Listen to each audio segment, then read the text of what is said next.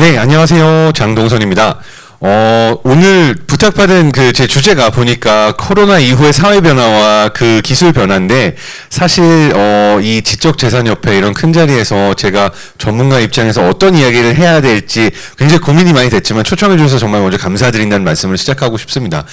저는 이 변화의 중심에 여러분이 아마 굉장히 많이 들으셨을 메타버스가 있다고 봐서 오늘 강연의 포커스는 메타버스와 그 안에서 어떠한 지적재산권이나 우리가 가지고 있는 인텔렉추얼 프로퍼티의 변화들이 일어날까를 말씀드리고 싶은데, 그걸 위해서 메타버스의 어떤 역사와 현재와 미래를 좀 준비해 봤습니다. 근데 그에 앞서서 대체 어떠한 시각으로 이 이야기를 하는지 제 소개를 간단하게 드리고 시작하면 좋을 것 같아서 제가 어떠한 시각에서 이런 말씀을 드리는지 제 소개를 간단히 하고 시작하도록 하겠습니다.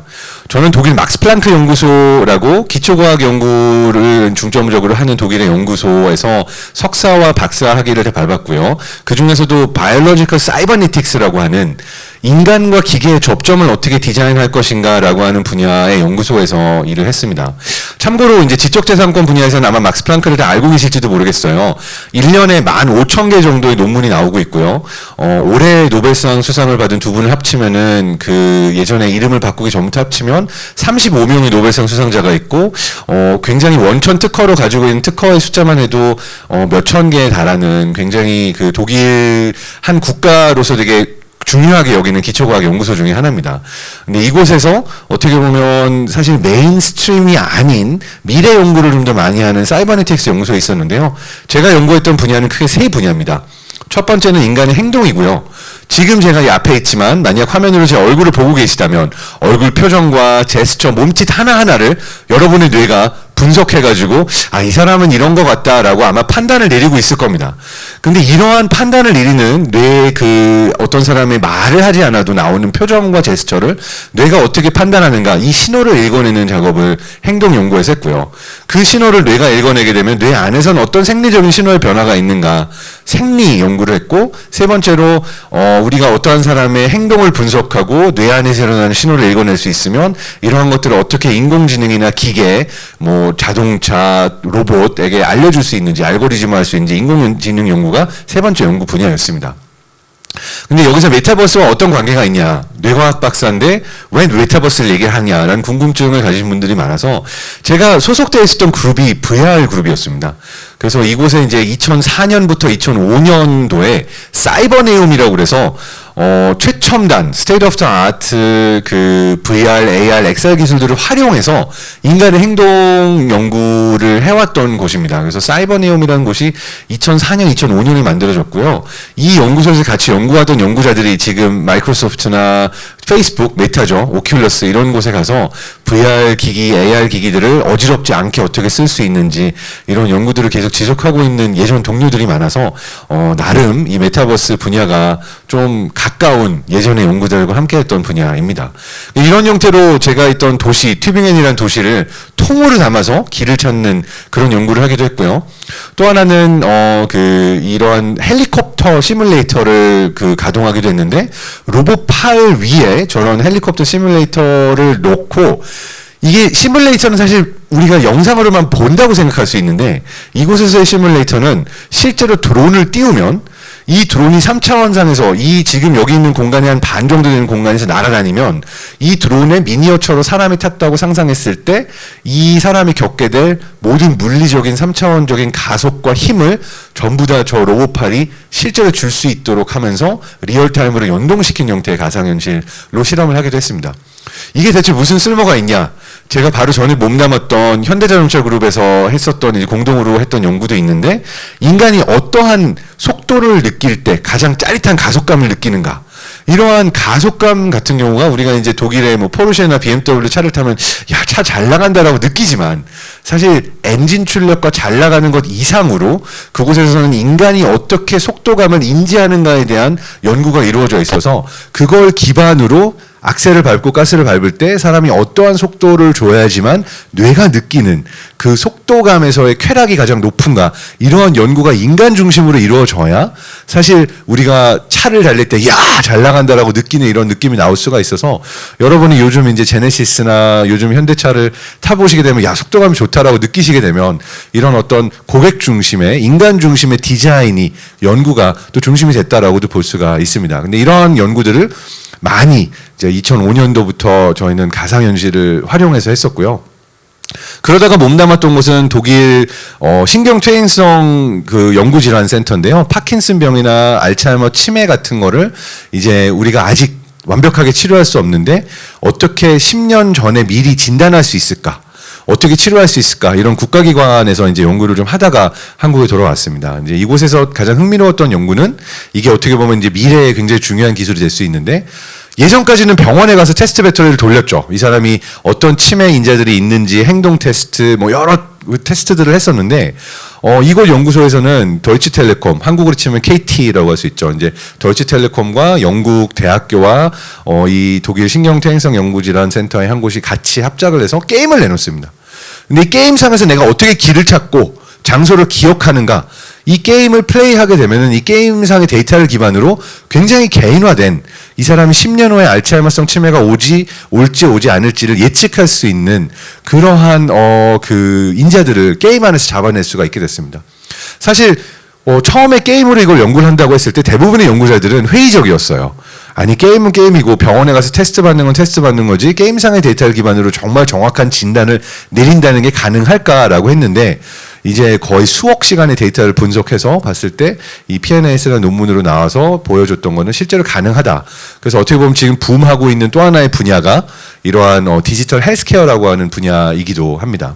그러다가 이제 한국에 귀국해서 2017년부터 작년까지는 이 현대차 그룹에서 미래기술 전략팀장으로 이제 미래모빌티 개발팀에 있었고, 오늘 저를 초청해주신 또 이제 현대차 그룹의 윤승현 팀장님하고 원천 기술 발굴, 그러니까 앞으로 우리가 상상의 영역에 존재하지만 현실로 들어올 수 있는 어떤 그런 기술들을 어떠한 형태로 확보할 수 있을까라고 해서 이제 지재팀하고 굉장히 활발하게 이런 특허 발굴 작업도 같이 했던 기억이 있습니다. 자, 여기까지가 제가 어떠한 시각에서 그러니까 연구를 해왔고 미래를 보고 있는가라는 내용으로 시작을 했고요. 이제 그 오늘 강연에서 요청 주셨던 주제는 코로나19 팬데믹 이후에 어떤 변화가 시작되었는가에 대한 간단한 말씀을 부탁드려서 제가 보고 있는 시점에서 한 3가지 정도의 키워드를 갖고 오긴 했습니다. 근데 여기에 기억에 남는 게, 제가 이제 현대차 퇴사하기 직전까지 같이 저희가 봤던 분야가 커뮤니케이션의 미래와 헬스케어, 이런 모델들을 봤거든요. 근데 사실 이때 저희가 생각했던 모델은 2019년 초만 해도 사실 드라이브 스루 병원, 모바일 헬스케어, 이런 헬스케어 모빌리티 이런 걸 볼 때 굉장히 먼 미래라고 생각을 하고 발굴을 했었고요.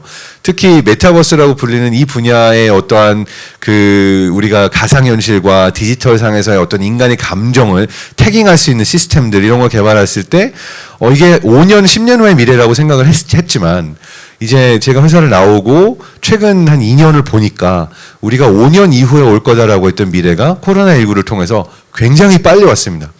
그래서 일단 가장 첫 번째 우리가 관찰할 수 있었던 거는 이런 크라이시스, 이런 팬데믹을 겪으면서 변화의 속도가 굉장히 가속화되었다라는 거를 좀 느낄 수가 있었고요. 일단 가장 크게 우리가 관찰할 수 있는 것 중에 하나는 경계의 붕괴라고 생각이 됩니다.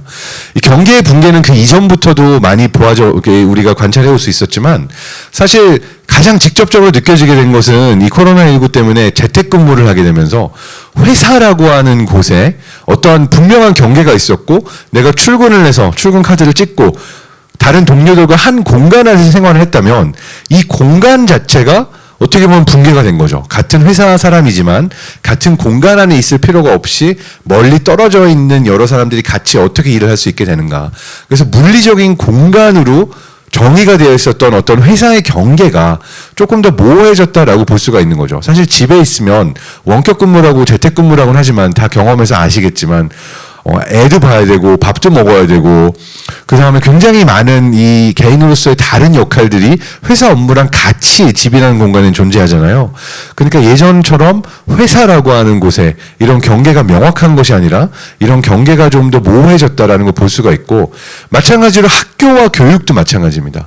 아이들이 학교에 가지 않고 이제 저 같은 경우는 초등학교 1학년 제 아들이 코로나 1세대라고 불릴 수 있는, 그러니까 초1 학교에 갔어야 되는데 1년 동안 학교에 가지 못한 그런 경험을 했는데, 이 아이에게 있어서 학교가 가지고 있는 어떠한 그 명확한 경계라는 게 많이 모호해졌어요.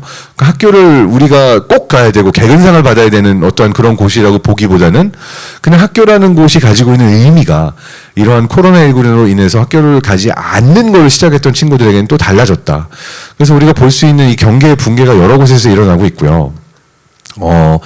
그 가장 크게 우리가 지금 보고 있는 메타버스라는 키워드 안에는 물리적 세계와 디지털 세계 사이의 경계도 모호해졌다라고 볼 수 있는 게 있습니다.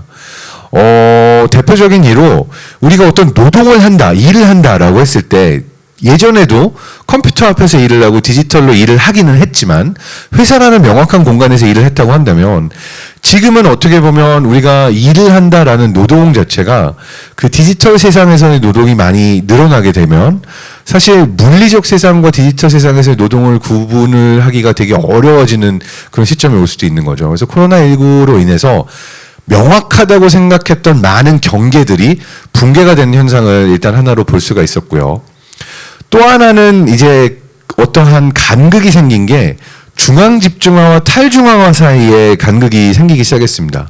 그러니까 어떤 면에 있어서 위기를 겪게 되면서 의료 같은 경우에는 국가가 책임을 져야 되면서 중앙에서 해야 되는 일들이 많아졌지만, 또 다른 한편으로는 이 진료를 받는 입장에 있어서는 모두가 모여있는 병원이라는 공간이 아닌 여러 선별 진료소도 존재하고 드라이브 스루 시스템도 존재하지만 탈중앙화된 형태로 진단을 받는 것과 이런 시스템 자체가 그 전체적으로 조직화되는 것은 중앙의 역할이 커지는 두 가지가 다 있었다고 볼 수가 있고요. 교육 같은 경우에도 탈중앙화가 많이 일어나고 있는 중입니다. 그러니까 대학교 자체가 붕괴가 되고 있다라고 하는 이야기도 있는데, 그러니까 우리가 사실 학교라는 공간이 세 가지 정도의 목표가 있다, 그러니까 목적이 있다라고 이제 저랑 가까운 유현중 교수님이 해주셨던 말씀이 있는데, 하나는 지식 전달의 목적이 있고, 다른 하나는 타가소의 개념으로 그 학교에 이제 아이들을 맡기는 개념이 있고, 세 번째가 사회성을 배우는 공간으로서의 의미가 있다라고 나눴는데, 이 중에서 사실 지식 전달의 경우에는 더 이상 학교에서 지식 전달이 이루어지고 있지 않은 것이 더 많다라고도 볼 수 있습니다. 학원, 뭐 개인 과외, 뭐 이건 옛날부터 있었지만 지금의 경우에는 대부분의 지식을 누가 모르면 온라인에서 찾아서 보죠. 유튜브 영상도 있고, 우리가 뭐 코세라라든지 에드익스라든지 온라인에서 그 대학교에 가지도 않고 정말 최고의 교수님들로부터 들은 수업도 있고, 그러다 보니까 이제 어떤 중앙화되어 있는 교육 시스템보다는 각 개인이 자신이 가지고 있는 니즈와 수준에 따라서 다 이 탈중앙화된 교육 시스템으로 넘어가고 있다라고 하는 것도 볼 수가 있고요. 가장 큰 부분 중에 하나는 앞으로의 결제 시스템과 경제 화폐 시스템이라고도 볼 수가 있습니다.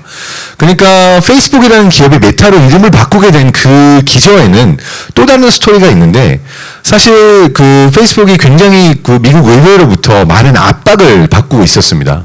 근데 그 첫 번째 압박을 받았던 시기에 보면요, 그 라이라라고 하는 암호화폐, 가상화폐를 전 세계적으로 이렇게 발행을 해서 페이스북 가입자들이 미국에 있건 한국에 있건 이 암호화폐를 통해 가지고 거래를 할 수 있는 시스템을 구축하려고 했는데 굉장히 많은 반발을 부딪히고 그 미국 정부의 조사를 받고 결국 이 프로젝트를 안 하기로 결정을 내렸다가, 최근에 다시 이걸 DM이라는 형태로 달러랑 연동을 해가지고 하는 형태로 시도를 했지만 또 많은 규제를 받기도 했었던 그런 비하인드가 있는데, 사실 이 한 국가가 가지고 있는 가장 큰 권력 중에는 화폐를 찍어내고 세금을 걷어들이고 그걸 기반으로 치안과 법과 의료와 교육 이런 시스템을 책임지는 것이 이제 국가가 가지고 있는 역할들 중에 하나인데, 이러한 부분에 있어서 이제 화폐와 경제 영역까지 탈중앙화가 되어버리면 사실 국가 입장에서는 굉장히 위험을 맞고 있다, 붕괴 위험을 맞고 있다고 볼 수 있어서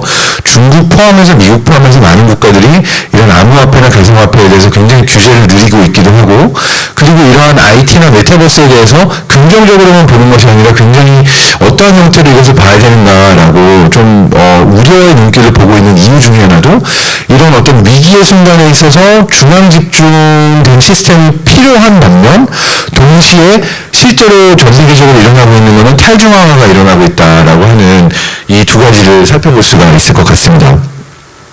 그리고 또 하나는 개인화와 탈인간화의 문제인데요. 우리가 이제 본캐, 부캐 많이 들어봤을 겁니다. 근데 사실은 한 개인이 가져야 하는 역할들이 많이 늘어났습니다. 이제 어느 연구에 따르면 2040년까지는 회사에 입사해가지고 끝까지 그 회사에 있을 사람보다 적어도 7번, 8번 회사에서의 역할을 옮기고 다른 회사로 옮겨 다니는 것이 정상이 된 미래가 온다라고도 들어보셨을 거고요. 그리고 한 사람이 가지고 있는 여러 캐릭터들도 있습니다. 그러니까 회사원으로서의 캐릭터도 있지만 뭐 유튜브로서 커뮤니케이터를 하고 있는 분들도 있을 것이고, 또 다른 형태로 어떤 취미나 내가 가지고 있는 여러 부캐들이 늘어나고 있는데, 그것은 어떤 개인이 가지게 되는 역량들을 이 디지털 기술이 더 발전하게 되는 미래에는 여러 역할을 하게 되는 것이 또 어떤 미래라고 볼 수가 있고요. 개인화와 탈개인화를 보여주는 대표적인 예 중에 하나는 맞춤형 서비스와 필터 버블 사이의 그 영역이라고 볼 수가 있습니다. 그러니까 개인화라고 하는 게 내가 가지고 있는 취향이 난 스포츠카를 좋아한다. 스포츠카를 검색한다. 그럼 어느 순간 알고리즘이 스포츠카들을 나에게 많이 보여주겠죠. 스포츠카 뉴스를 계속 보여주게 되고 그와 관련 있는 사람들의 정보를 보여주게 되고, 그러니까 이게 개인화된 맞춤형 서비스라고 볼 수가 있지만, 또 다른 한편으로는 내가 사실 갑자기 취향이 변해서 다른 걸 좋아할 수도 있지만 일종의 나의 필터 버블 안에서 계속해서 내가 보고 관심 있던 주제들만 볼 수 있어서 이것이 나의 세상의 전부가 된다라고 착각을 할 수도 있는, 그래서 정치적인 성향을 보이는 경우에는 가짜 뉴스라고 보이는, 또는 나랑 비슷한 성향을 가진 사람들의 뉴스만 보이는 필터 버블이 문제가 되기도 하는 거죠. 여기에서 이러한 개인화를 더 발전시켜주는 기술이 인공지능이지만, 자동화지만, 또 다른 한편으로 어떤 개인이 알고리즘으로 보여지는 것 안에서 알고리즘이 노예가 될 수밖에 없다라고 하는 두 가지가 다 공존하고 있는 것이 어떻게 보면 지금 빠르게 변화하고 있는 세상 안에서 특히 코로나19 이후에 보여지고 있는 여러 사회 변화를 보여줄 수도 있다고 생각이 됩니다. 제가 들었던 재밌는 말 중에, 사실 이게 좀 뭐 사회주의자가 했던 말이라서 위험하긴 하지만 저는 그거랑 상관없이 감명 깊게 들었던 말 중에 하나가, 레닌이 이런 이야기를 했다고 합니다. 어떤 때는 그러니까 there are decades where nothing happens. 그러니까 몇십 년 동안 큰 변화가 없이 굴러가다가 there are weeks where decades happen 이랬어요. 그래서 몇십 년 동안 큰 변화가 없이 모든 게 비슷하게 흘러가다가 단 몇 주 만에 몇십 년간의 변화가 일어나기도 한다, 이런 이야기를 했다고 해요. 이거는 그 당시에는 아마 혁명을 두고 이야기했던 거지만, 저는 기술 혁명을 놓고 볼 때도 우리가 지금 경험하고 있는 변화가 비슷하지 않나 생각이 됩니다. 정말 한두 달마다 NFT라는 키워드가 떠오르고 블록체인, 메타버스 이런 키워드가 떠오르는 거 보면 몇 주 만에 몇십 년의 변화가 지금 일어나고 있는 시기가 바로 지금이 아닌가 생각이 되는데요. 그래서 그런 의미에 있어서 오늘 강연의 두 번째 파트는 대부분 메타버스라는 키워드를 좀 깊이 다뤄보고자 합니다. 아마 여러분이 많이 들어보셨을 텐데 메타버스라는 개념을 조금 과거와 현재와 미래의 형태로 좀 다뤄보려고 하고 있고요. 그 안에서 지적재산권이라는 것이 어떻게 중요해질 것인가, 저는 굉장히 중요해진다고 보는데, 기존에 알고 있던 특허와 지적재산권은 굉장히 많이 바뀔 거다라고 이 메타버스나 이 미래 연구자들은 보고 있거든요. 그래서 이 이야기를 드리기 위해서 메타버스에 대한 이야기를 좀 하고 그 마지막 파트에서 그런 질문을 좀 던져보고자 합니다. 메타버스를 얘기하면서 제가 이제 독일 막스 플랑크 연구소에 사이버네틱스 연구소에 있었잖아요. 그래서 메타버스의 과거를 얘기하게 되면 자꾸 떠오르는 게 사이버입니다. 사실 여러분이 메타버스 들으면 이거 예전에 자주 이야기하던 사이버 세상 크게 다르지 않은데, 처음에 뭐 싸이월드 나오고 사이버 할 때 나오던 얘기 다 똑같은 얘기 아니야? 왜 지금 또 메타버스 얘기를 하지? 이런 생각을 하셨을 수가 있는데, 실제로 사이버네틱스 분야가 50년대부터 80년대까지 엄청나게 뜨면서 지금 우리가 메타버스에서 상상하고 있는 미래의 많은 일들이 이미 얘기가 됐던 얘기들이 굉장히 많습니다. 그래서 이 과거 얘기를 한번 하지 않을 수가 없는데요. 어느 정도로 이 사이버네틱스가 떴었냐면요. 80년대 초에 당대 최고의 철학자라고 할 수 있는 마틴 하이데거 선생님께 이렇게 물어봤다고 해요. 미래의 철학은 어떻게 변하게 될 것인가? 철학이라는 것을 미래에는 어떻게 될 거라고 보냐라고 했을 때 아주 확신을 가지고 단 한마디를 던지셨다고 해요. 사이버네틱스가 될 거다. 그러니까 미래의 과학이건 철학이건 모든 것은 사이버네틱스가 대체하게 될 거다라고 얘기를 했다고 하는데 이게 약간 데자뷰가 왔습니다. 요즘 뭔가 물어보기만 하면 다 답이 AI죠. AI. 뭘 물어보기만 하면 답이 다 메타버스입니다. 그런 것처럼 이제 사람들이 굉장히 많은 기대를 걸었던 분야가 사이버네틱스인데 사실 사이버네틱스 분야가 너무 사기꾼들도 많이 들어오고 약도 많이 팔고 광을 파는 분들이 있어가지고 말도 안 되게 굉장히 희석이 되고 정말 너무 이 파퓰러하게 됐었던 그런 과거가 있습니다. 그래서 사실 AI라고 하는 분야가 존 메카시라는 분이 1956년도에 나오고 그 발전시켰던 분야인데 사이버네틱스라는 말이 너무 많은 사람들이 사용하니까 짜증나서 AI라는 단어를 가지고 우리는 수학 논리 기반으로 기계가 어떻게 사고할 수 있는지 논리수학적으로 연구하겠어 라고 사이버네틱스에 딱 선을 긋고 가지고 나와서 스탠포드 MIT에서 연구하기 시작했던 게 사실 또 AI의 시초가 되기도 했거든요. 그래서 어떻게 보면 이 사이버네틱스라고 하는 분야는 아주 초기부터 굉장히 많은 관심을 가졌고 온갖 사람들이 다 이 얘기를 합니다. 몇 가지 예만 들면요. 우리가 지금 잘 알고 있는 스마트 공장, 스마트 팩토리의 경우도 사이버네틱 팩토리라고 해서 영국에서 공장 전체를 자동화하고 사이버화하겠다라는 아이디어가 5, 60년대부터 나왔었고요. 굉장히 흥미롭게도 이 정치인들과 정치 분야와 매니지먼트 분야에서 사회 전체를 사이버화 시키겠다라는 이야기를 소비에트 연방에서도 했었고 그 다음에 칠레의 독재자 살바도르 알렌데도 우리 사회 전체를 그냥 사회주의화 시켜서 사이버화 시키겠다라는 이야기를 했었습니다. 굉장히 여기서 흥미롭게 봐야 되는 것 중에 하나는 우리가 이야기하고 있는 메타버스가 굉장히 많은 어떤 가능성들을 가지고 있지만 사실 이 아이디어를 굉장히 좋아했던 쪽은 사회주의, 독재주의, 공산주의 정권에서 굉장히 좋아하던 아이디어입니다. 1984년이나 뭐 이런 멋진 신세계 같은 SF 소설을 봐도 많이 나오지만 왜냐하면 모든 정보가 디지털화되고 이 모든 정보가 중앙 집중화되게 되면은 통제 사회거든요. 그래서 이러한 사이버 사회를 어떤 메타버스를 이렇게 중앙 통제의 형태로 가져가려는 시도는 지금도 존재합니다. 중국의 경우가 그러한 형태로 모든 것을 중앙에서 통제하는 형태로 가져가려는 형태로 미래를 그리고 있기도 하고요. 근데 어쨌든 여기서 사이버네틱스라고 하는 분야를 정치 분야에서 매니지먼트 분야에서 활용하려고 굉장히 많은 아이디어들이 나왔지만 실패했고 기술이 따라주지 못해서 이걸 무슨 뭐 마약과 연부시켜가지고 사이버 세상에 내 정신을 연결한다 뭐 이러한 형태로 기계와 마약까지 같이 연결하려고 하는 시도들도 있었고요. 그리고 이런 많은 말도 안 되는 어떤 사기꾼의 영역에 가까운 사이버를 파는 사람들이 많아지면서 이 분야가 조금 다시 내리막길을 걷기도 합니다. 그렇지만 이때 이런 상상들을 했던 게 문학 분야에서 사이버펑크 소설의 끝단에서 이런 이야기를 많이 했었고요. 재미있는 건 이 사이버펑크 소설의 끝단에 92년도에 나온 스노우 크래시라는 소설에서 메타버스라는 말이 처음 등장하고요. 이 메타버스라는 단어가 처음 등장한 이 스노우 크래시라는 소설도 크게 보면은 사이버펑크 소설 중에 하나라서 사이버네틱스의 영향을 메타버스가 받았다라고 볼 수가 있고 짧게 가면 이 80년대 2000년대까지 너무 많은 사람들이 뻥을 쳐다 보니까 사이버네틱스라는 분야가 거의 죽었다가 2000년대 2020년대 지금 최근 들어서 다시 살아나고 있다라고 하는 이야기를 짧게 과거로 할 수가 있습니다.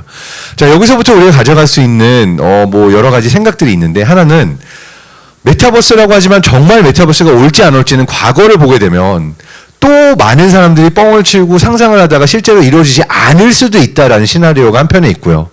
그렇지만 또 다른 한편으로는 그 당시에는 기술이 따라주지 않았지만 50년 가까이 존재해오던 아이디어가 이제 2020년대 들어서면서 드디어 실현을 코앞에 두고 있다라고 볼 수도 있는 두 가지의 시점이 다 존재한다라는 형태로 메타버스의 과거를 이야기하고 시작하려고 합니다. 자, 그리고 나서 이제 메타버스의 현재로 왔는데요. 메타버스의 현재를 2007년으로 정한 이유는 여러분이 이제 교보문고나 책방에 가가지고 메타버스 좀 공부해봐야지 또는 유튜브 영상을 보거나 뭐 온라인에서 찾아보면 접하게 되는 정보의 대부분이 사실 2007년도부터 2010년대 말에 나온 여러 연구들을 기반으로 한 겁니다. 그러니까 이것조차도 여러분이 지금의 메타버스라고 공부하고 유튜브에서 보고 책으로 읽었던 정보들의 대부분이 사실은 2007년 시점에 분류다라는 걸 말씀드리고 싶어서 요 현재 얘기를 가져왔습니다. 그러니까 제 유튜브 영상을 봐도 대부분의 얘기는 2007년도의 정의를 가지고 나왔던 첫 번째 영상 얘기를 하고 있어요. 자, 사실 메타버스라는 게 4차 산업혁명이라고 많이 들어보셨던 이 개념의 연장선상에 있습니다. 왜냐하면 4차 산업혁명이 무엇이냐라고 우리가 정의를 하게 되면 물리적, 생물학적인, 디지털적인 세계가 하나로 통합되는 사물의 데이터와 이 물리적 세상이 연결된 세상이라 많이 들어보셨을 거예요. 근데 사실 이러한 물리적, 생물학적, 디지털적인 세계가 하나로 통합되는 게 다름 아닌 메타버스입니다. 그러니까 요거는 어떤 혁명, 산업혁명으로 전환, 디지털 대전환의 형태로 얘기가 됐었다고 한다면 메타버스는 이것들이 공존하면서 한 세상 안에 이미 존재하고 있다를 이야기하는 개념이라고 볼 수가 있는 거죠. 그러니까 어떤 의미에서는 다른 개념이 아니라 조금 다른 시점에서 표현한 개념이다.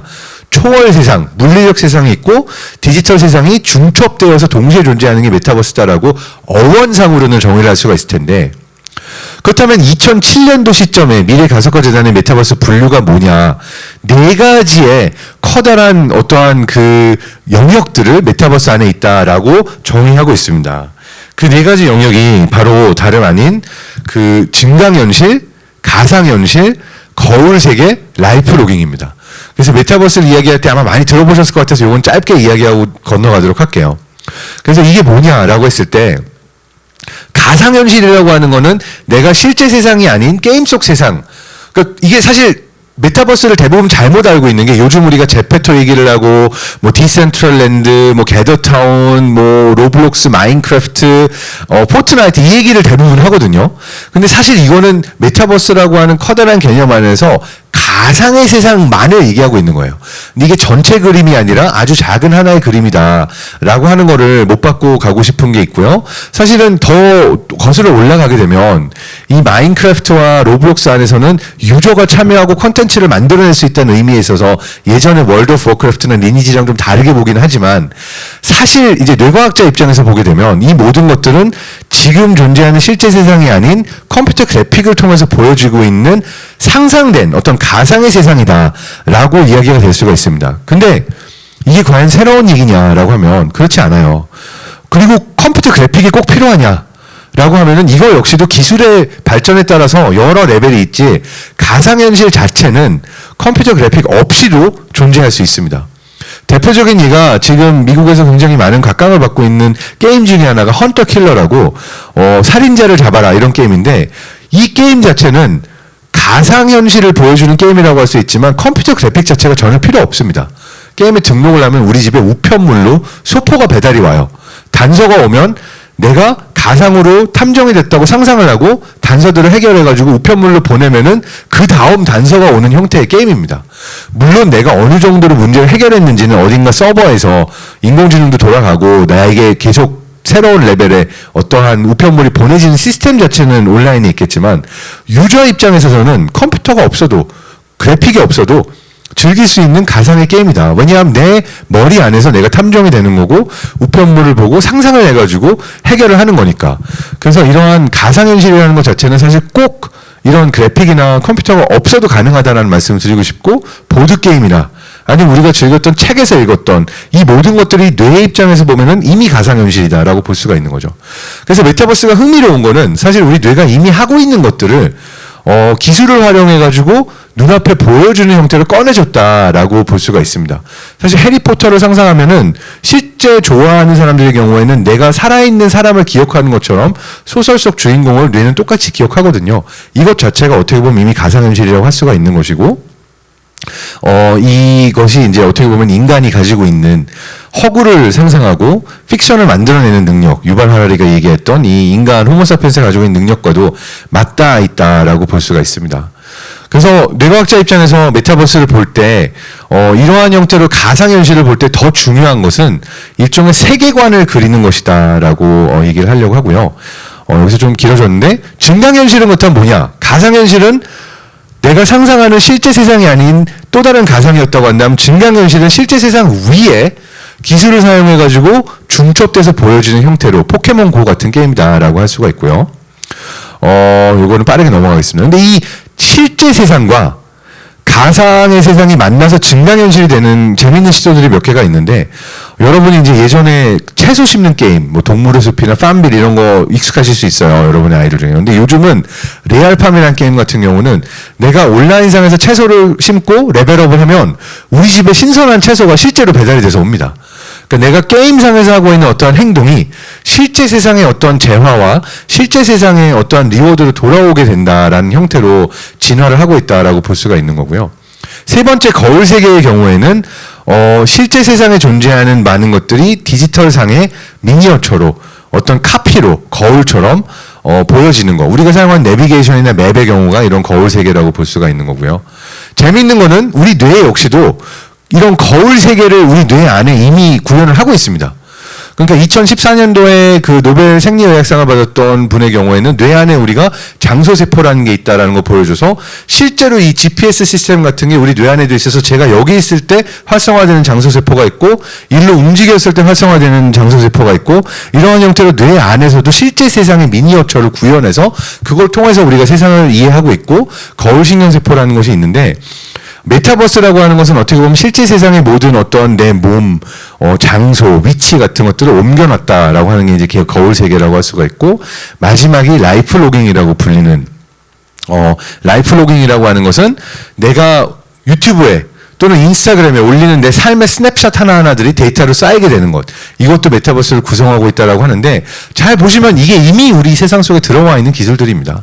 사실 그렇게 새로운 게 아니죠. 그래서 메타버스라고 할 때 뭐 가상, 증강, 거울 세계, 라이프 로깅, 그러면 뭐 이게 새로운 건가? 이게라고 생각하는 분들이 많으실 수 있다고 생각이 됩니다.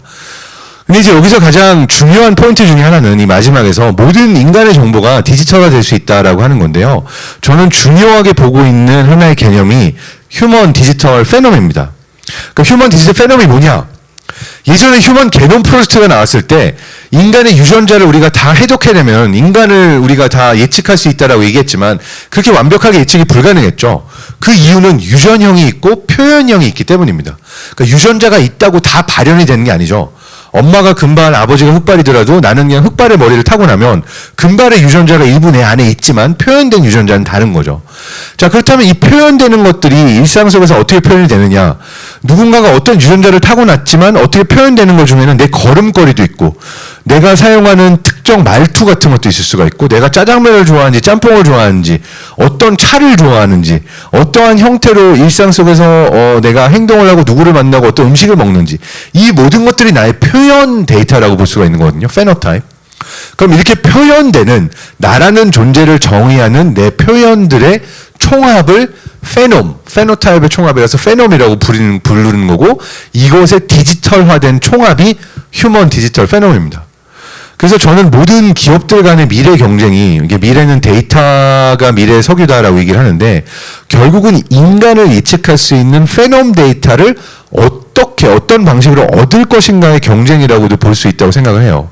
왜냐하면은 누군가에 대한 어떤 데이터 기반으로 이 사람에 대한 어떤 예측을 할 수 있는가가 결국은 이 사람이 어떤 물건을 사고 어떤 기업에 가서 어떤 기업의 고객이 되는가를 결정짓기 때문에, 결과적으로 통신 분야에서는 통신 분야에서 얻을 수 있는 데이터를 기반으로 고객을 예측하려고 할 것이고, 모빌리티 회사에서는 인간의 이동을 기반으로 사람을 예측하려고 할 것이고, 뭐 저마다 모든 기업들이 이러한 어떻게 보면 인간의 데이터를 예측하는 싸움이 미래의 싸움이다.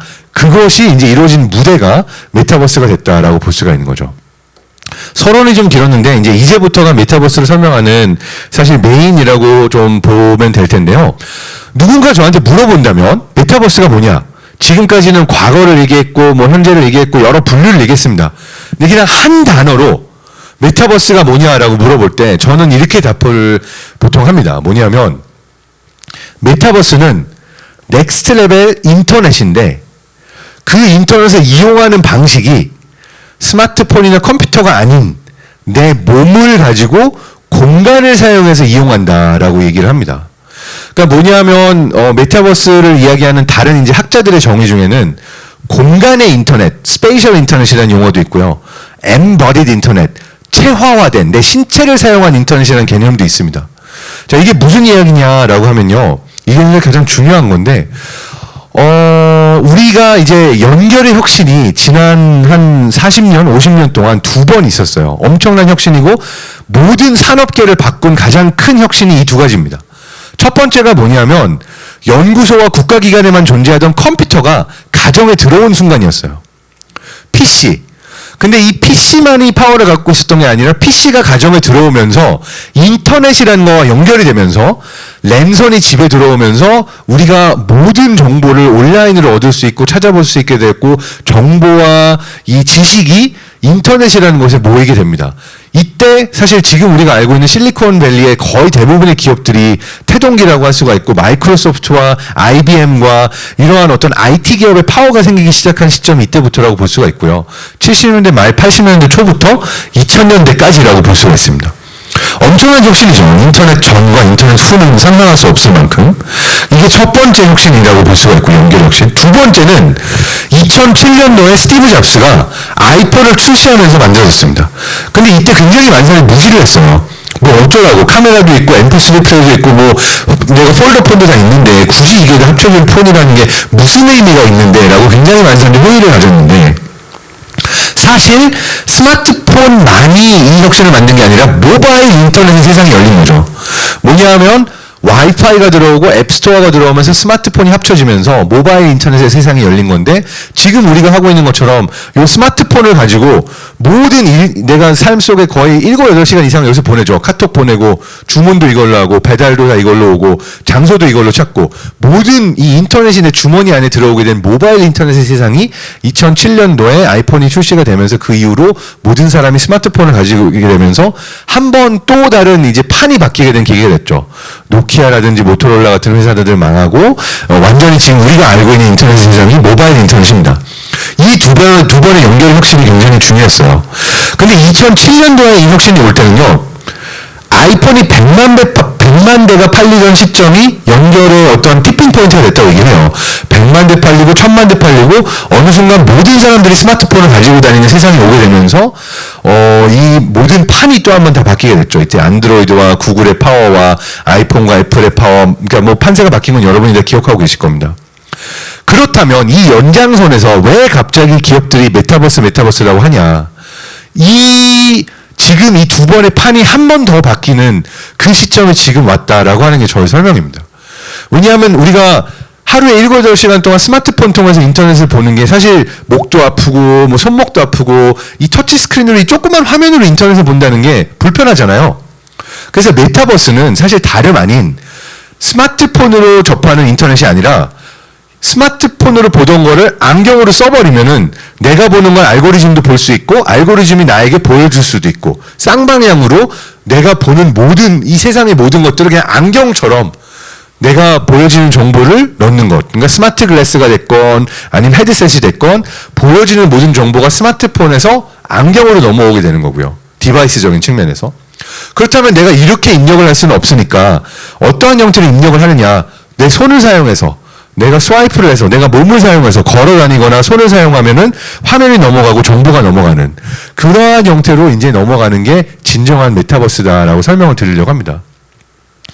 간단하게 생각해봐도 굉장히 많은 것들이 앞으로 한 3년, 5년 동안에 바뀔 거예요.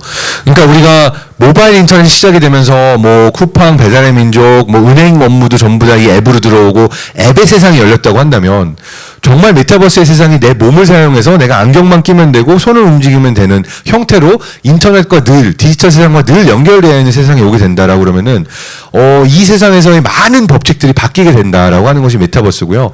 그래서 지금 이야기하고 있는 제페토나 뭐 이프랜드나 굉장히 많은 시도들이 앞서 나가고 있지만 사실 메타버스의 본질은 내가 실제 공간을 디지털과 실제 공간을 같이 사용할 수 있게 되고 내 몸을 사용하게 되는 그러한 것이 이제 디바이스를 스마트폰을 모두 갖고 다니는 것처럼 이런 안경을 다 하나씩 갖고 다니는 세상이 오게 되는 것이 진짜 메타버스의 변화다라고 말씀을 드리려고 하고요.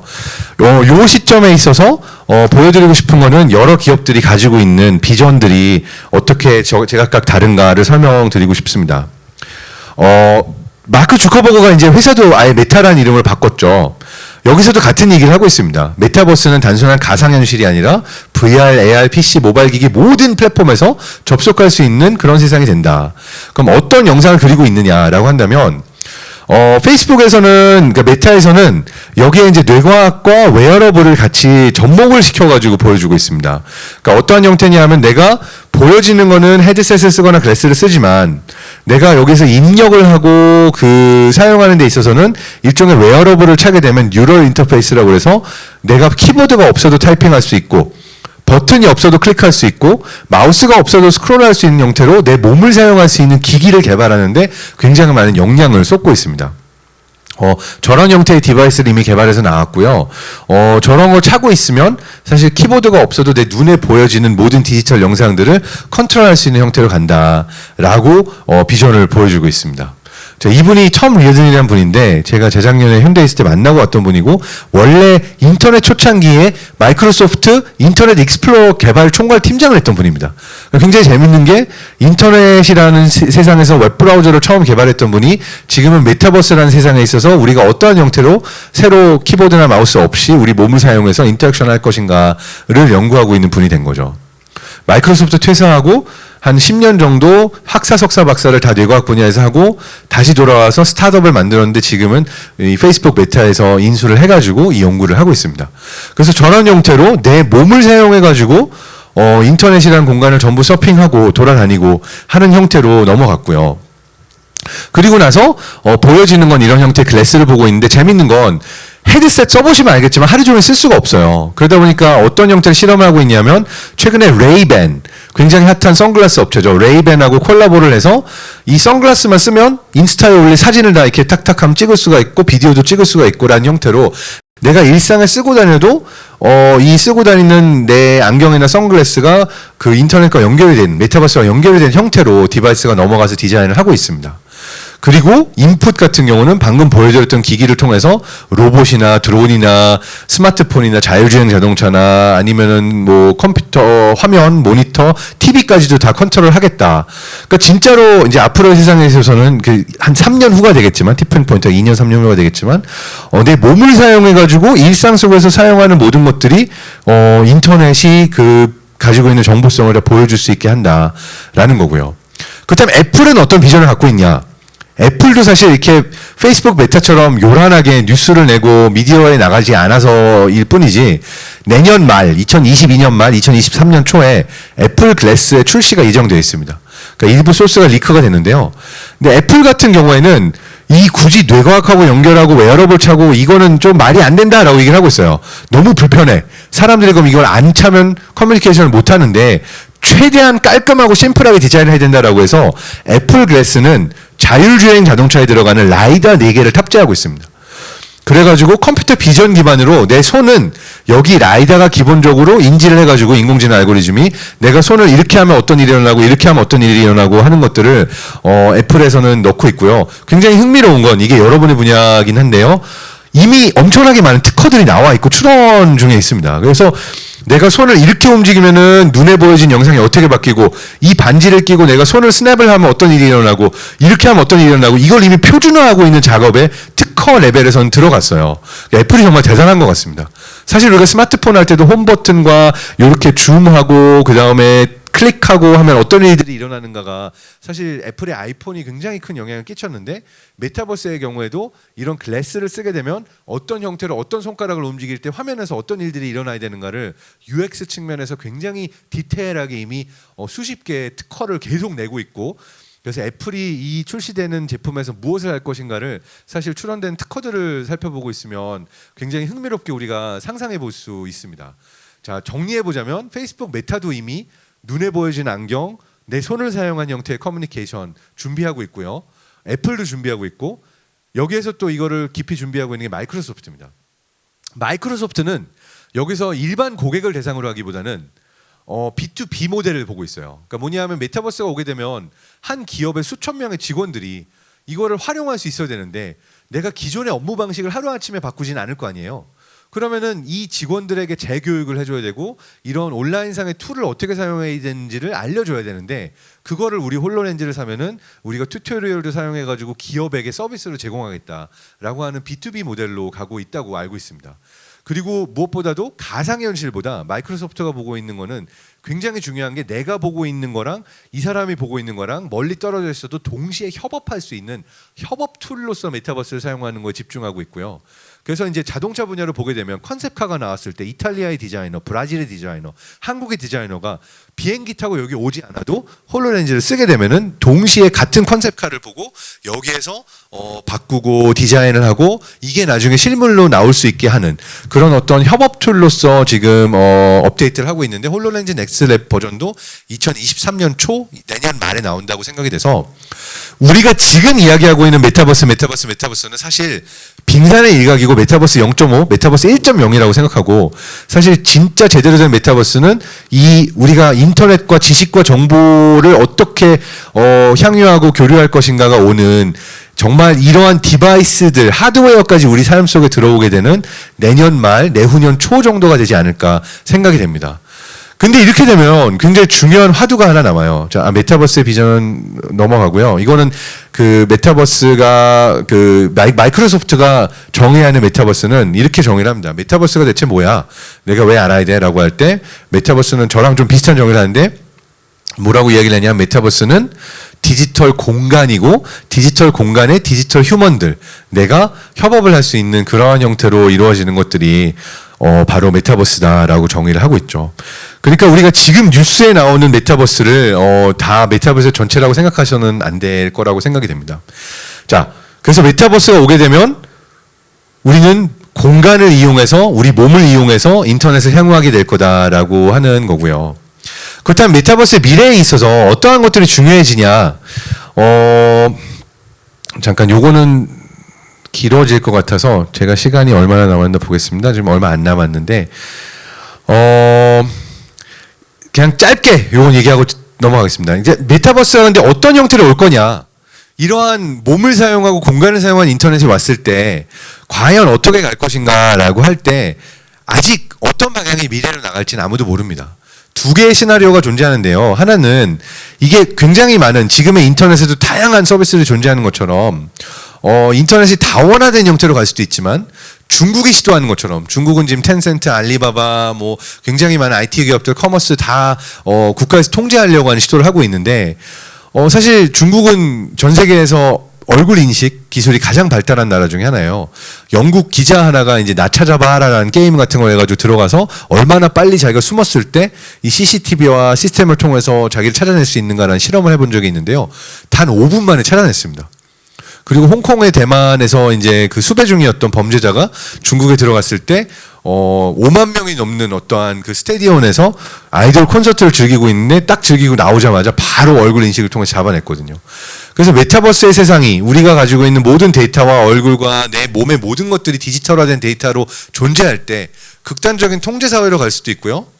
그게 아니면은 기업 자체가 전부 다 가져가는 세상으로 갈 수도 있는데 이게 기업이 어느 한 기업이 천하통일을 이룰지 아니면 춘추 전국시대 형태로 다양한 기업들이 여기에 하나의 역할을 하게 될지 이거는 잘 모릅니다. 지금으로서는 메타버스에 굉장히 많은 기업들이 뛰어들었고 국내에서도 메타버스 얼라이언스라고 해서 굉장히 핫하죠.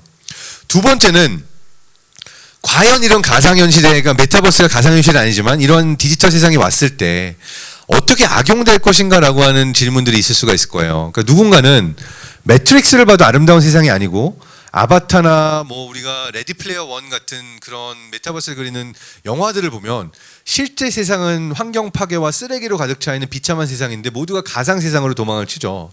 이러한 미래가 될지 아니면 실제 세상 속에서 우리가 이 기술을 활용해서 더 많은 사람들 사이의 교류가 일어나게 할지 이거 역시도 약간 열려있는 질문이라고 볼 수가 있고요.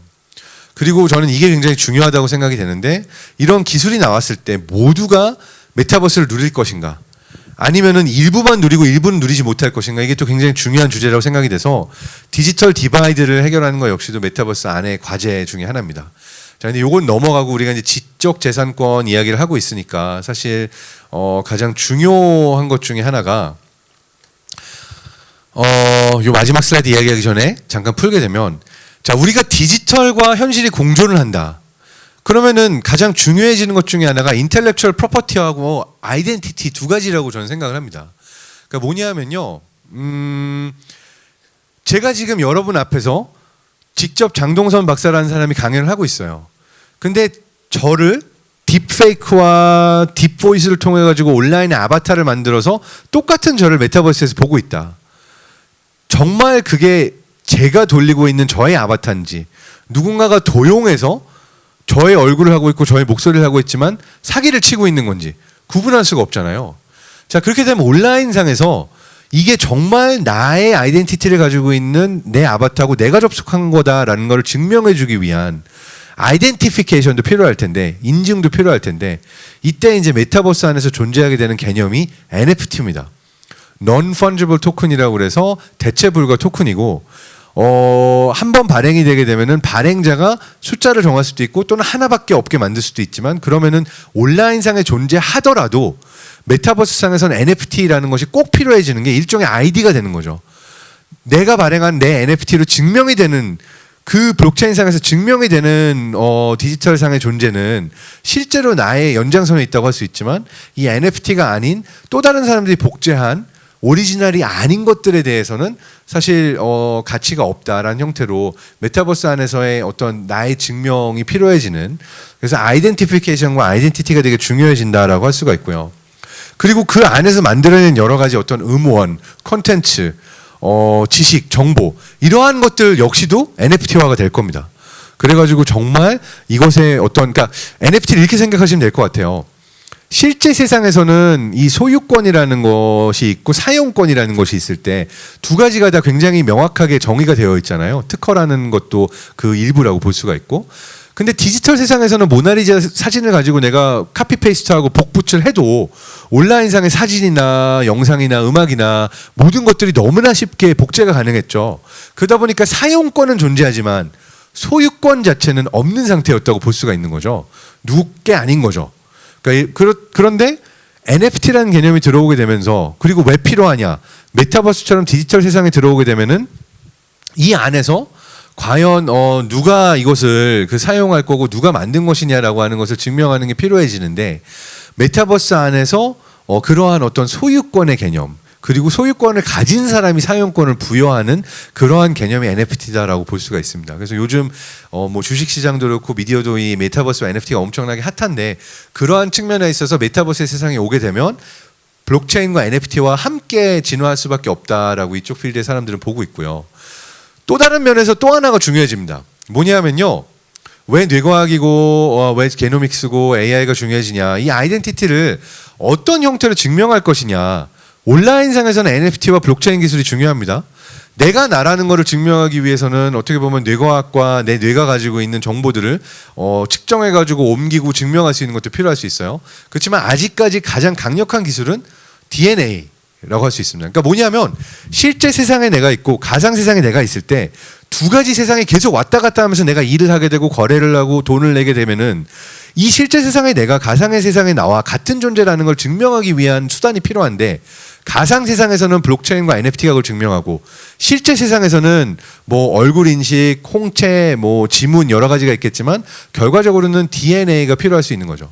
우리가 비슷한 형태로 이미 이걸 2년 동안 해왔습니다. 어딘가 들어갈 때, 출입할 때 코로나 테스트 받았는지, 테스트 받았으면, 접종 받았으면 이걸 QR코드 형태로 어딘가 찍고 들어갔잖아요.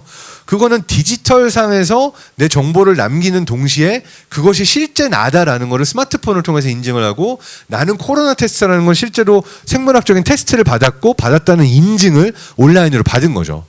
근데 이러한 것들이 지금은 이렇게 아름답지 않고 해킹도 가능하고 굉장히 좀 보안이 허술하지만, 미래에는 어딘가 갔을 때 내가 침을 뱉고 내 DNA를 누군가가 측정하면은 그것이 바로 내가 가지고 다니는 나의 NFT 증명서로 연동이 돼가지고 둘 사이를 내가 다 증명을 해줘야지만 메타버스가 굴러가는 세상이 될 수 있다라고 볼 수가 있습니다. 사실 이 주제는 좀 굉장히 복잡해서 조금 더 파고 들어가야 되는데 시간이 없으시지만 흥미로운 주제다 생각하시면 제 유튜브 채널 궁금한 뇌에도 제가 계속해서 이런 주제들을 리뷰하고 있기도 하고 방금 말씀드렸던 어떤 NFT 이야기나 돈의 미래라든지 노동의 미래 그리고 이런 기술들을 하나씩 설명하면서 미래 시나리오를 얘기하고 있습니다. 중요해지는 건 IP라고 생각이 되고요. 지금 메타버스와 NFT는 일단 어디서 시작했냐면 아트 컬렉터의 시장에서 먼저 시작을 했어요.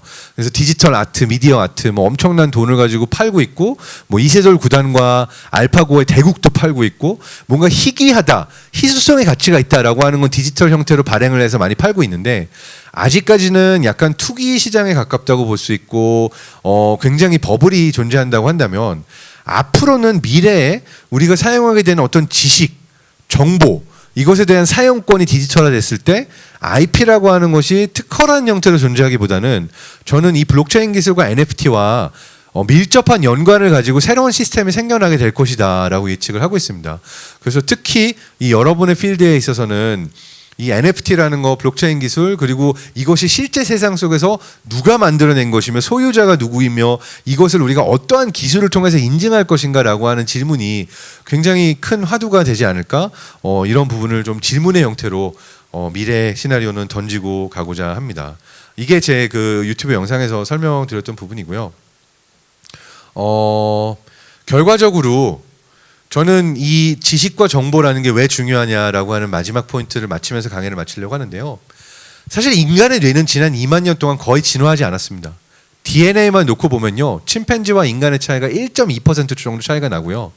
지난 2만 년 전부터 지금까지 0.1%도 우리의 DNA가 더 진화하지 않았어요.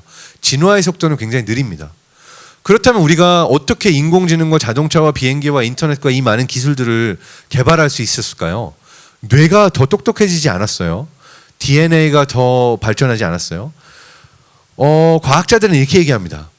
문화의 영향이고 집단 지성의 영향이다. 근데 이걸 다른 형태로 옮겨보면 인간의 뇌와 뇌가 연결이 되면서 누군가가 내가 알고 있는 지식과 정보를 다른 사람에게 전달할 수 있는 수단이 생기면서 인류의 문명이 발전한 거예요. 가장 큰 혁신은 초반에 활자의 발견과 책의 발견을 통해서 시간과 공간을 초월해서 누군가에게 지식과 정보를 전달할 수 있게 됐고 그러면서 우리가 발전했다가 자동차와 비행기의 발견, 공장, 뭐 2차, 3차 산업혁명도 우리가 설명할 수 있는 거는 연결의 측면에서 보게 되면 더 멀리 있는 사람에게까지 그리고 세대를 초월해서 시간과 공간을 초월해서 지식과 정보가 연결이 될 수 있게 되면서 우리가 많은 혁신을 낳을 수 있고 발견할 수 있게 된 거거든요. 그리고 이러한 혁신이 사실 그 후퇴했던 시기가 지식과 정보의 연결이 일부 독점으로 가면서 그게 독재국가건 중세시대 성직자가 독재를 그걸 가지고 독점했건 지식과 정보의 연결이 끊기는 순간 어떻게 보면은 이 사회 전체가 좀 더 혁신이 늦어지고 불행해진 사회로 가게 됐죠.